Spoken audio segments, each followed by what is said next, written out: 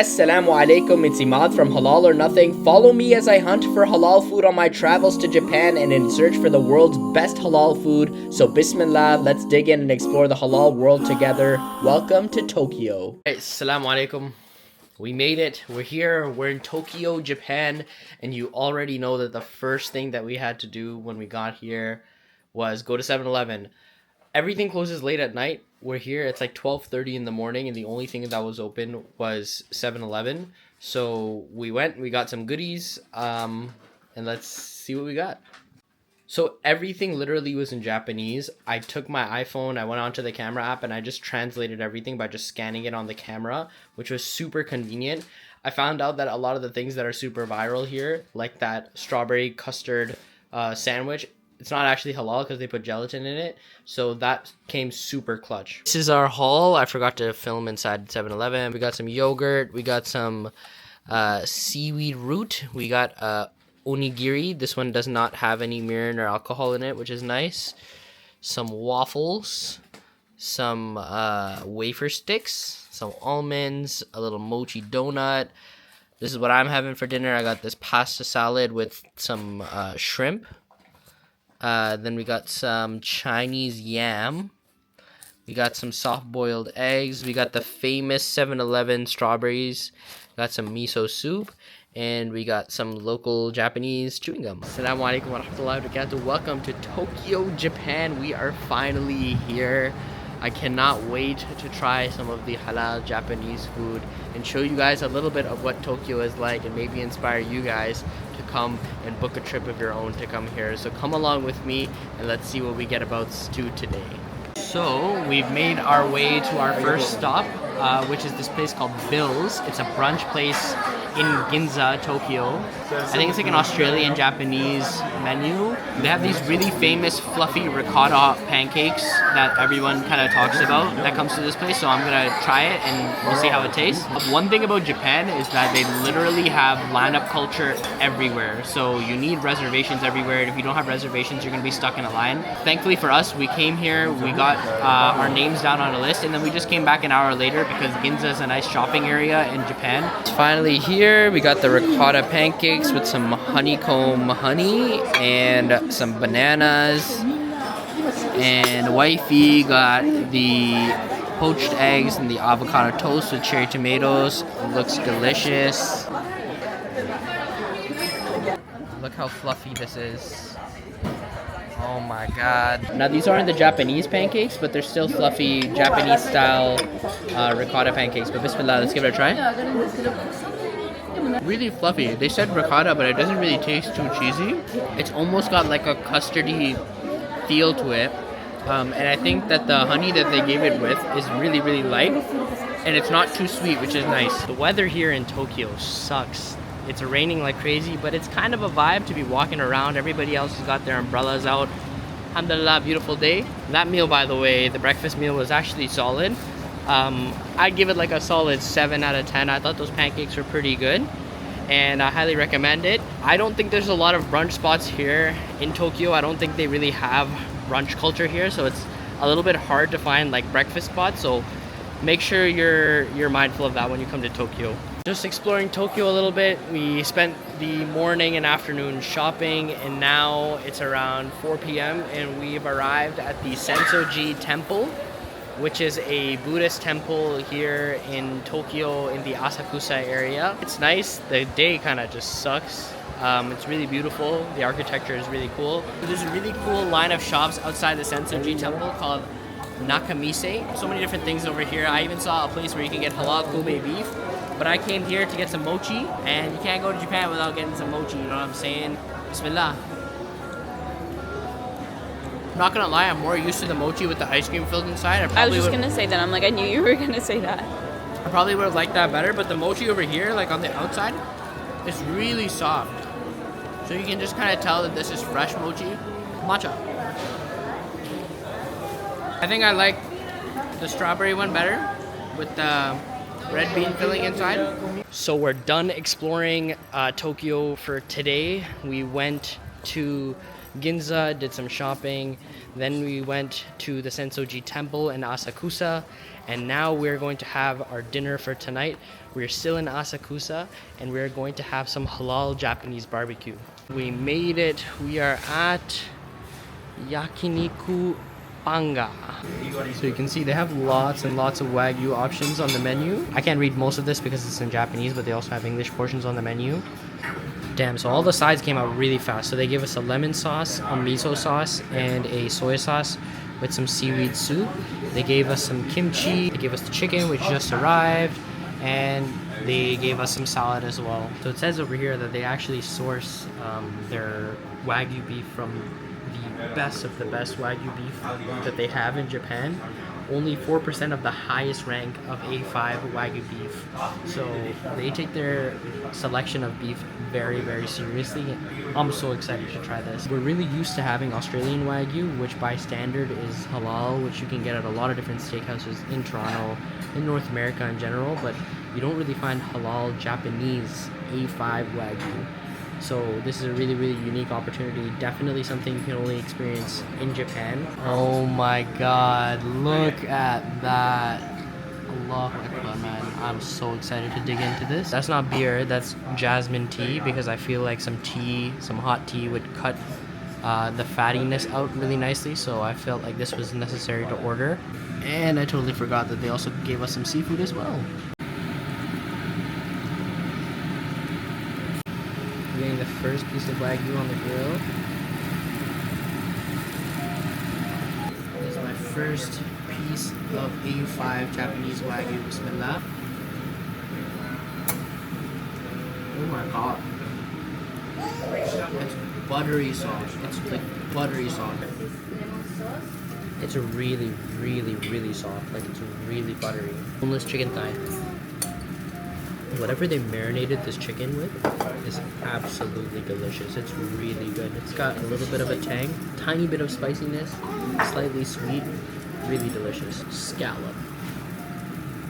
I think scallop has my pick for being the most underrated seafood. I quite like that. That's really good.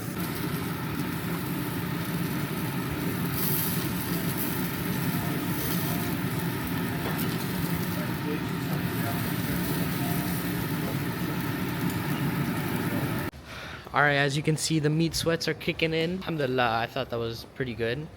The meal came out to like $155, so around like $75 a person, which I think is extremely reasonable. Do I think it was worth it? Absolutely, I think it was worth it. And I think you guys should definitely come check out Halal Wagyu Yakiniku Panga in Asakusa in Tokyo. It's a really, really unique experience to definitely get Wagyu at that quality, at that price point. I think it's a must hit for when you come to Japan. Welcome to day 2 in Tokyo, Japan. We're starting off our day at the Tsukiji fish market. It's an amazing outdoor fish market that serves fresh fish, Japanese spices, furikake, all that kind of stuff. Come explore with us and hopefully we can try and find some halal options. This place looks like it's got a lot of hype. A lot of people are coming to eat sushi here. Well, we got our salmon sashimi. It's early in the morning. Something about eating fish in the morning doesn't really scream appetizing to me, but you're in Japan, you just gotta do it. This is a ponzu sauce, lemon mixed with soy sauce. Is it good? It's so fresh, it's so almost buttery. Like I just think that the salmon that we have over there has a little bit less of a taste. This has like a very fresh salmon taste. And the ponzu sauce really helps. Really good. I love how they have vending machines literally everywhere. All you have to do is tap your prepaid credit card and it just comes out like that. We found it. We found halal Kobe beef. I am not up and I'm on a budget, but 50 bucks for 50 grams, one skewer of meat, and it's like a pretty small skewer, just seems absolutely ridiculous to me. I am in Japan. It's the only place I'll find Kobe beef. I still don't think it's worth it. Like, I cannot understand who would pay that much for beef. I think it can't be that good, you know? Yesterday we had Wagyu at that Panga place. The whole tray of A5 Wagyu was around $98. All right, so we just finished up at the Tsukiji fish market. Now we're gonna make our way to Shibuya to check out a few iconic landmarks over there and maybe get some halal ramen. We have made it to our next landmark stop of the day. We are at Meiji Jingu. It's another shrine here in Shibuya in Tokyo, Japan. I feel like there's only shrines to look at over here. And we made it to the famous Shibuya crossing in Tokyo, Japan. It looks pretty cool. It's a little bit underwhelming. We're at the famous Don Quixote. I think we're at the flagship store in Shibuya. We found the viral 10 yen coin cheese bread, but it's actually 500 yen. And it's halal. They have one in Ginza. How many did I get? Did I get 1, 2, or 3, bro? Thank you, brother. Try this viral 10 yen. It's kind of like a waffle, a cheese waffle. You saw it being prepared, but bismillah, let's try it. It smells good. It smells just like a waffle. Hot.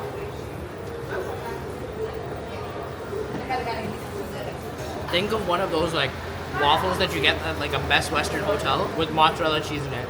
And that's exactly what it tastes like. We've arrived at our lunch spot for today. We're at Halal Wagyu Ramen Gyumon. So we made it inside the restaurant. This is the menu. They've got Wagyu ramen, vegan ramen, they've got karage, they've got Wagyu. I think they're known for their spicy ramen, so I might get that. But I also gotta try some gyoza for sure. Probably. So this is what wifey ordered. She got the vegan ramen. This is what I got. I got the Wagyu and karage ramen. Spice level 2, which is what they recommended. This looks absolutely amazing. I think this meal's about to hit, inshallah. First bite, bismillah. Wow, this is really good. It's spicy. The broth is just full of umami. Try the karage. Really good, but it's not that crispy. Now the gyoza is here. The gyoza looks great. Gyoza. The filling inside is extremely juicy. It's got a really good umami kick. You can tell that these ramen noodles have like a different texture. Like they're a little bit more chewy, which is really nice. I gotta give the biggest shout out to no halal food bloggers. The best halal food blogger I know is my wife, who I love very, very much. She brought us to this place called the Kinka Sushi Bar Izakaya. Just from her gut instinct, she had a feeling that it was halal. Nothing about it screamed halal to me. The waiter just came around and he just showed us the soy sauce and he showed us the mirin that they used, and they were actually certified by the Japanese halal certifying agency. And he showed me the bottle and I saw the label on it and I was just like, wow. I was just genuinely impressed that they're so accommodating for Muslims and they know exactly what halal is. They gave us some complimentary green tea.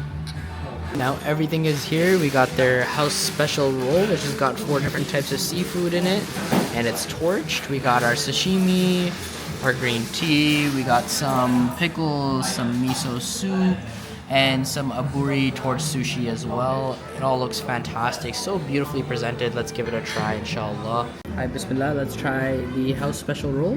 One bite. Everybody knows the rules. Oh, the slight smokiness from the fish being torched on top really adds a nice touch. There's a lot of salmon roe on this, so it's like these little bubbles popping in your mouth that are salty and briny. Aburi salmon, so this is torched salmon with a little piece of chili on top. The salmon is very buttery. It almost kind of just melts in your mouth. This one fell apart, but this is the torched shrimp. This is the best one. Some sashimi, dip it in the halal certified soy sauce. Oh, wow. Really buttery, beautiful. And the soy sauce that they're using is not that strong, so I think it's like a lighter soy sauce, so the sodium isn't really kind of punching you in the face. Octopus. Octopus is usually a little bit chewier. This one had like a nice bite to it. Like you could bite through it and it has a nice texture.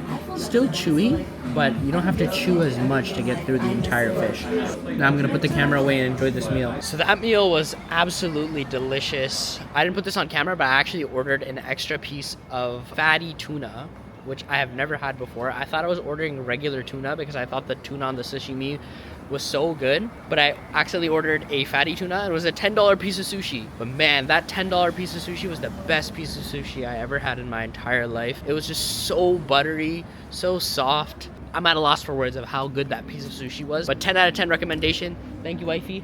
So we're back in Tokyo. We're trying this place called Glitch Coffee, which was recommended and found by my wife. I'll do this one, the one that has the more chocolatey notes. The aroma? Yes. So this place, Glitch Coffee, you actually pick your own beans, and they have a variety of different beans out there with different notes. They focus on the farms of where they get their beans from, and each bean has a slightly different flavor complexion. And it was a pretty expensive cup of coffee. It was like 11 bucks for just a cup of coffee, but the way that they're handling everything with such precision and such formality, I think this coffee is about to hit. So that was an experience. Lovely cup of coffee over here. They have a little wax stamp on it. It's actually sick. But you could just see how they were doing everything so well in there. Steaming the milk really nicely, grinding the beans to order to maintain that freshness. A lot of coffee places don't go to this extent. Maybe that's why it's so pricey. But let's give it a taste. Bismillah. Wow, this is excellent. This is a really, really good coffee. It's very smooth. They said they only do whole milk. This makes me kind of realize that with coffee, the beans really matter a lot. You need to figure out what flavor complexion you actually like the most. I think that's what's gonna make a coffee really, really good. The tasting notes of this bean that I got is chocolate malt, rum raisin, creamy, round, and a long finish. I need to get my palate taken to the next level by learning what these words mean. It's a little bit more of a premium experience when it comes to coffee, and it's a little bit more of a premium cup of coffee. They're also all dressed in suits. So if you're interested and you are a coffee connoisseur, not one of those pistachio iced latte coffee connoisseurs, I'm talking about real proper coffee. They only offer drip coffee and freshly grinded espresso. So if you even know what that is, this is probably the spot for you.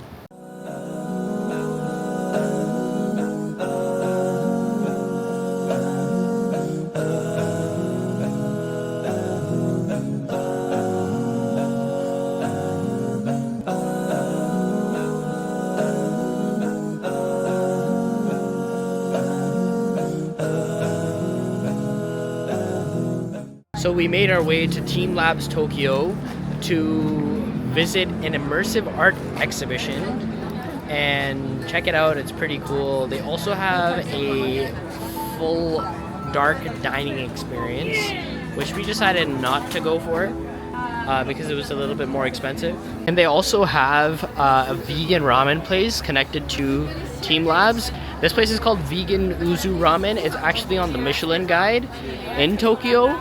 So very convenient. We're actually gonna have ramen over here. So I did ask about the ramen, and he did say that it contains mirin in it. And the mirin is only used as a garnish, so it's only put on top. So they were very kind enough to remove it for us.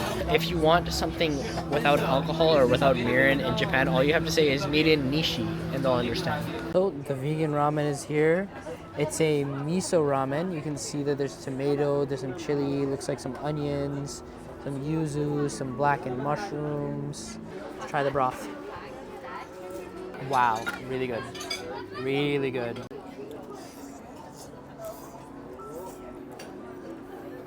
I like this a lot. This one feels a lot more comforting, homey, which is exactly what you want in a soup dish like this. It's like a warm hug. I have a feeling that's the last noodle dish I'm going to have in Japan. And overall, I would say try eating more vegan noodle options rather than the halal noodle options, and you might be more satisfied. Assalamu alaikum wa rahmatullahi wa barakatuh. Welcome to our last day in Tokyo, Japan. I hope you guys have enjoyed all of the different footage that you've seen all across Japan, all of the different meals that we have had. Today's our last day in Japan.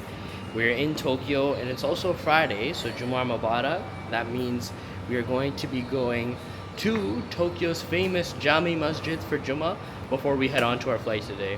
So that was a very overstimulating experience. I just made it in time for Jumu'ah. I didn't really take any videos inside because I obviously didn't want to break my own ibadah, but it's a very beautiful masjid. All this beautiful Turkish architecture. The carpets are so soft. It's a really beautiful masjid. It's a little bit hard to navigate inside because the actual musalla is a little bit off to the side from the Turkish Heritage Center that's also located inside the complex. definitely if you're planning on coming to Tokyo Jami Masjid, make sure you come a little bit early, maybe like 15-30 minutes early, just so you can get a good spot and navigate your way through. And we have finally made our way back to Haneda International Airport in Tokyo. We are on our way back to Toronto. If you guys enjoyed this series of halal food hunting vlogs in Japan and in Singapore and in London, please feel free to hit the subscribe button, like, comment, and share with friends and family. There's going to be a lot more travel content soon, a lot more Toronto halal food content soon, and make sure you're following Halal or Nothing on Instagram, TikTok, and YouTube. And we'll see you guys on the next trip, inshallah. Assalamu alaikum.